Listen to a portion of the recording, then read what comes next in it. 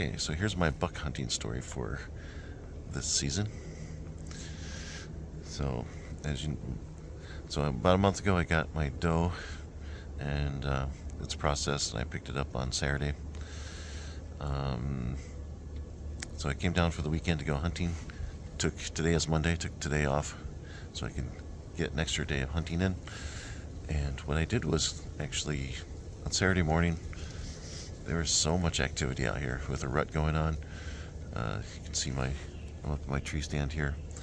And I had at least 15 deer come within shooting range of my tree stand.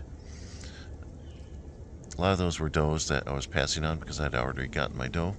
So I was looking for a decent sized buck. And so I passed on a lot of does, passed on a few small bucks. But I did see 3 bucks that were worthy of being shot. The first one that came through was chasing a doe real hard and heavy, and he was going too fast for me to want to try to take a shot. Second one was going kind of slow. He was actually standing a little ways over here, but I misjudged the distance, and I aimed too high and just overshot him. And I saw him. He just walked off casually. wasn't harmed. Wasn't injured.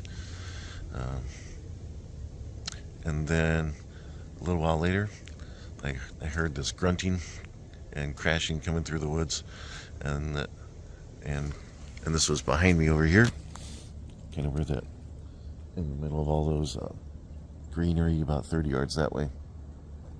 I just got a glimpse of his antlers, and I was like, wow, this is a big buck. And he was chasing the doe, grunting, all excited. And only had a small window of opportunity, and I took the shot. I knew it wasn't a good shot, and I probably shouldn't have taken it. But I would have hit it in the hindquarters, and followed it down that way a little ways, and saw that he wasn't there, and I saw him moving along maybe 100 yards away. So I decided to stop, let him do his thing.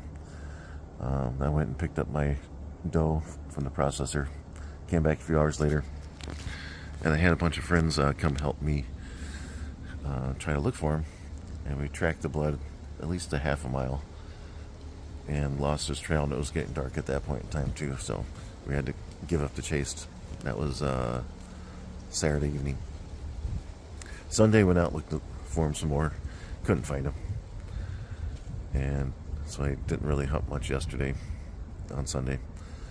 This morning, got off to a late start, really late start actually, and so late that I probably considered not coming out because that was maybe wonder if it was going to be worth my while. So sunrise is 6 o'clock or so in the morning, and I got out here. I didn't leave the house till 7:45. Walked out to my tree stand. That's probably a 10-minute walk. Got to my tree stand. It's probably up in the tree stand about 5 minutes, and I saw the buck moving through the trees over there, about maybe 100 yards away. But the trees are clean enough now where I could see him. I could see his antlers, and he was kind of coming. Let me turn the camera around. So when I first saw the buck, he was way over there, about maybe 75 yards away or so, and he was just moving kind of slow, sniffing at stuff, eating, but he was coming from right to left, and I was hoping he was going to curve towards me a little bit or come directly towards me. At one point in time, he was angled right straight towards me, but then I saw a young deer. I'm pretty sure it was probably a fawn from this year, over there, like in those trees, and it was coming that way, and behind that big tree right there came out. So that buck kind of followed along about 20 yards behind him,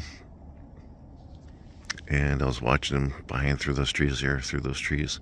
It got to that big tree, and he was just walking through here, and I had maybe about a second to be able to shoot him right in that gap there between those trees, and that was about a 40-yard shot. That white piece of plastic hanging on the tree over there is 50 yards, and right behind that is a drop off going down to the creek that's back there. And so I had that little window of opportunity right there to get in a shot. And so he's still over there, but he ran about over here and maybe a little farther over here. So he's sort of behind those clump of trees over there, and he stopped, and about 30 seconds later he fell over.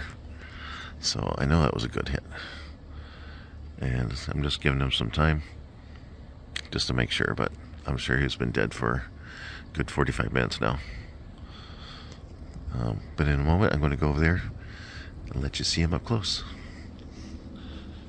I'm sort of sitting around, hanging around, see if some turkeys come by. We've had a lot of turkeys around here this year, which is really nice. I have my trail camera right down there, and I've seen turkeys recently, within the last week. Seen them on my trail camera a few times, walking over there in that general area. So that is my exciting hunting story for today. Alright, so here's my buck.